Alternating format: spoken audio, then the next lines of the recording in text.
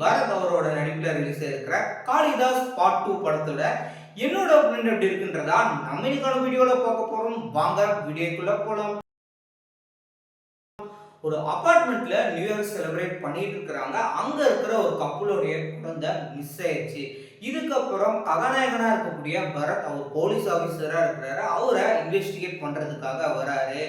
அந்த அபார்ட்மெண்ட்ல இருக்கக்கூடிய ஒரு பேச்சுலரா இருக்கிற லாயர் மேல வந்துட்டு நம்ம கதாநாயகன் சந்தேகப்படுறாரு. இதுக்கப்புறம் அந்த குழந்தை கிடைச்சதா இல்லையா, இதுக்கப்புறம் என்ன நடக்குது அப்படின்றதான் படத்துடைய என்டையர் ஸ்டோரி. பிடிக்க தெரியாதவரு நம்ம பொண்ணை கண்டுபிடிக்க போறாரா?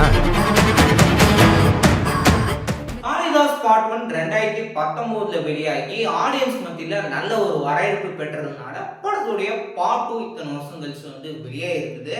ஸோ இப்போ இந்த படத்தை பார்ட் 2 எப்படி இருக்கு அப்படின்னு எடுத்துக்கிட்டோம்னா, ஹீரோ அவர் ஆரம்பத்துல இன்ட்ரோ ஆனதுல இன்ட்ரோவே ஃபைட் சீன்ல ஒரு பக்கம் இருந்தாலும் கூட அவர் டோர் கிட்ட போகும்போது ஆகட்டும், இல்லை உள்ள போனதுக்கு அப்புறம் நடக்கும் அந்த கிரைம் அப்படின்னு சொல்லி அந்த இடத்துலயே ஒரு கியூரியாசிட்டியை கிரியேட் பண்ணிட்டாங்க.